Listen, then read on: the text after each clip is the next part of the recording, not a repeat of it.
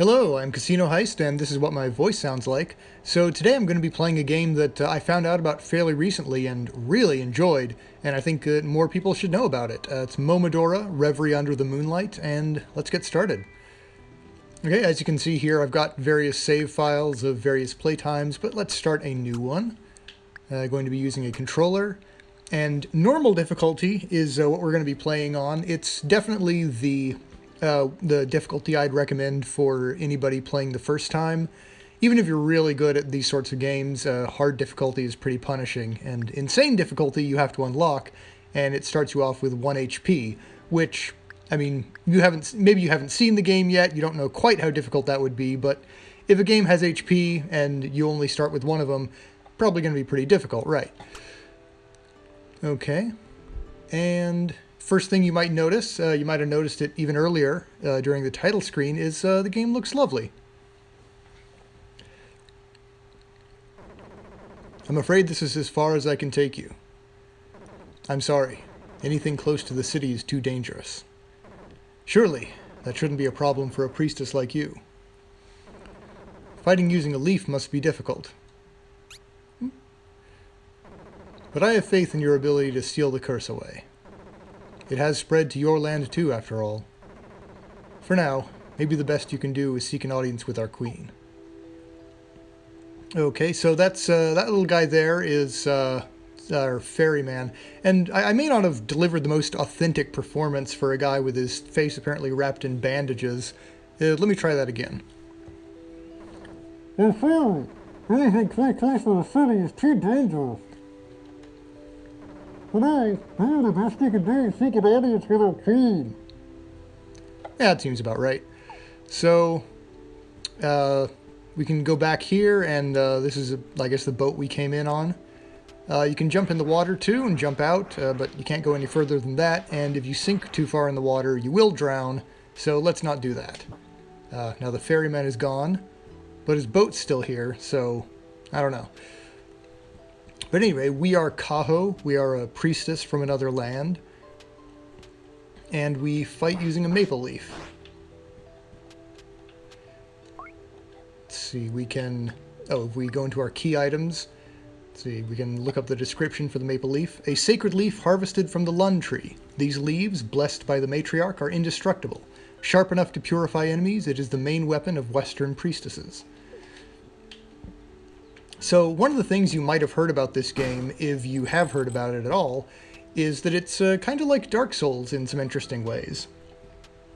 And that, item description, that reveals some of the lore about the game is one of the more superficial aspects.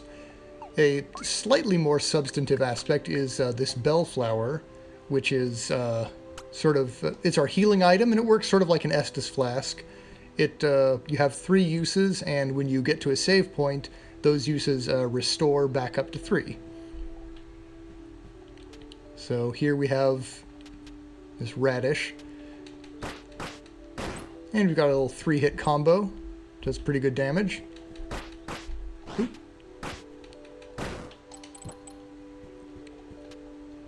Oh, and yeah, it's telling us about our ranged weapon here, which is a bow and arrow,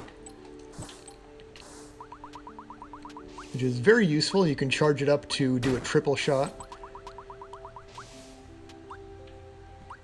Oh, and we've got a pit of spikes and a little environmental storytelling over there with those arrows embedded in the wall. And the solution to this puzzle is to shoot the orb. Pretty straightforward.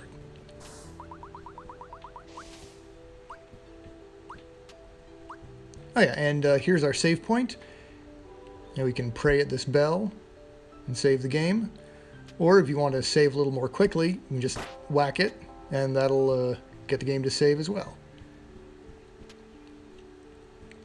Let's see, here's another little enemy. This is an enemy that you can roll behind, and she will never turn around. Seems a little cruel to kill her, because she's so bad at her job, but I can use the money.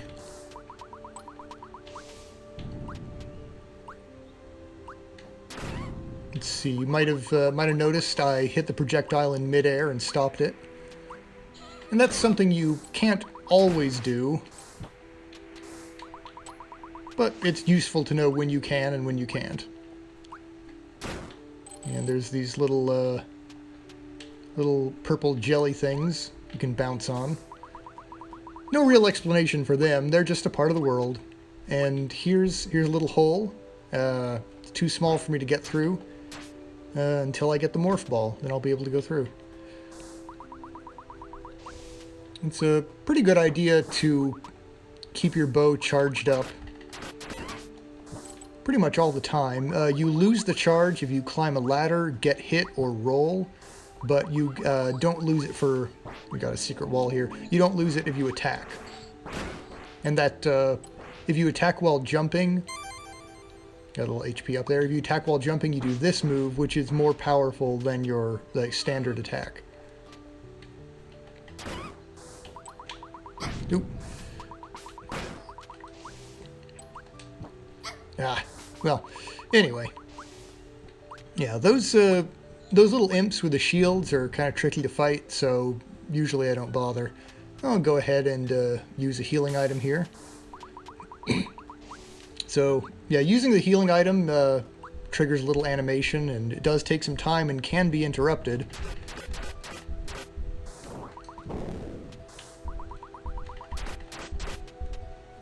See, there's an item up here, Astral Charm. It's a passive item you can equip.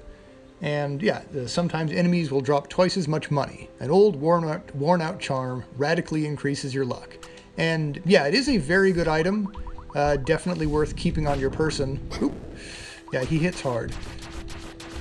Maybe you've got nothing else you need equipped at the moment. So, one thing that this game is not... Like, one of the failings of this game, I think, and it's not that major of a point, but it doesn't always visually communicate all that well when arrows are doing damage, because if you saw, like, what, you know, my arrows kind of hitting that big guy, you know, not staggering him or anything, you could get the impression that they weren't doing any damage. Well, they definitely were. There actually is an animation that's distinct when your arrows don't affect something. Like, it just causes them to kind of plink off and bounce away.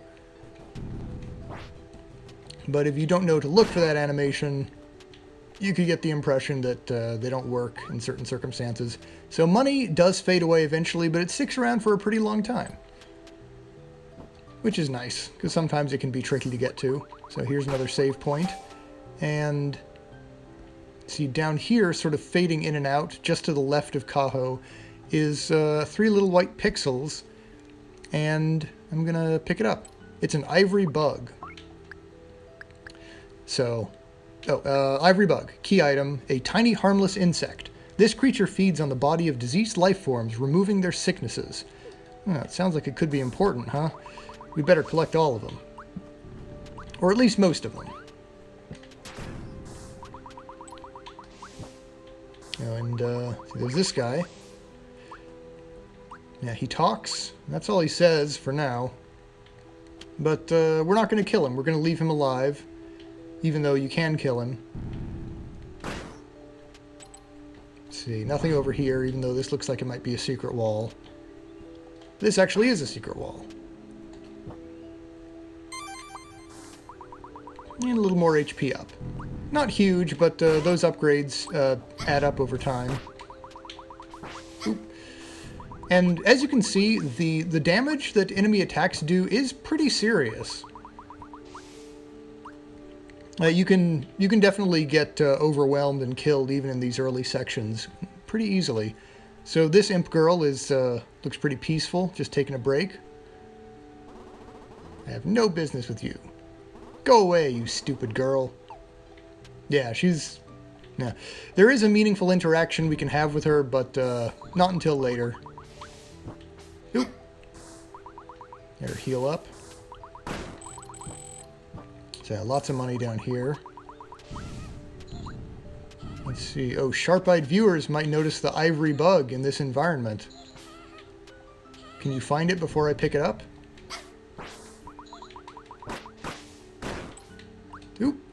There it is. Ah! Really taking it from these imp girls.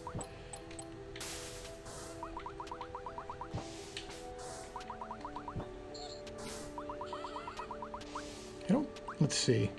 I guess they could hit me if they threw their knives at the apex of their jump, but they're not smart enough to do that.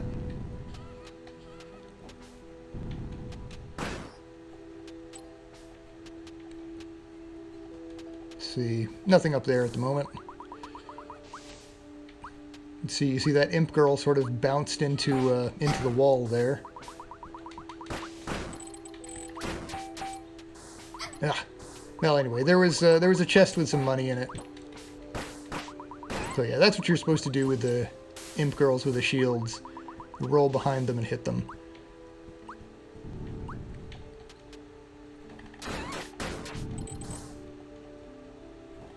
Ah. Oh, there we go. Okay, good. Yeah, so, yeah, those bombs that the imp girls throw leave behind a little cloud.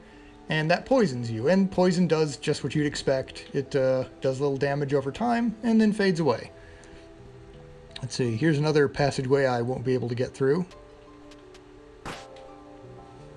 Took a lot of hits there, but I think it demonstrated some things I wanted to demonstrate to the audience. You know, how much damage attacks do, getting poisoned, that sort of thing. So what I'm saying is, I did it on purpose, and I'm not bad at this game.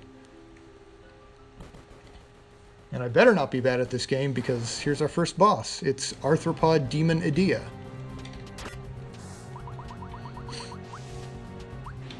And she's got an attack where she swings her back end forward.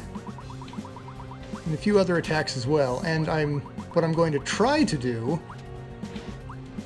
is beat this boss without taking any damage, because there is a reward for doing so.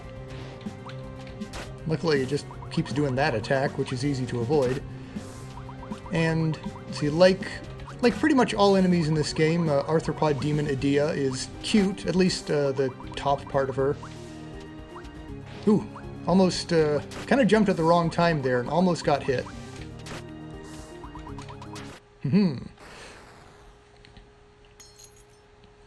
And down she goes. And just kind of turns to stone and leaves behind an item. This is our prize for defeating Idea without taking any damage. It is Idea's Pearl. Let's take a look at it. So it is a passive item. It grants poison properties to your arrows. Idea was a sinner who betrayed her own people. For such acts, she was purged and her body sent to a sacred grove far from home. Oh, and yeah, let's equip it. Now, these items you get for beating bosses without taking damage, they are useful. I wouldn't necessarily recommend trying to get them on a first playthrough, just because it can be, you know, a pain to try and complete that particular challenge when you're not that skilled at the game. But on a New Game Plus or on harder difficulties, they're definitely very helpful to have. So I'll just save there. And let me just demonstrate here. It's crouch down, fire 3 arrows at the wall, and you can poison yourself. You know, creates that little cloud, and if you stand in it, you will absolutely get poisoned.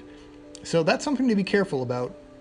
But all in all, if you're careful about how you use it, Idea's Pearl is definitely good to have. All right, well, I think that's a pretty good place to end the first episode. So I'll see you next time. Thanks for watching, and make sure to subscribe if you're not subscribed. And if you like this video, you know, leave a comment, leave a like, and I'll see you next time. Bye.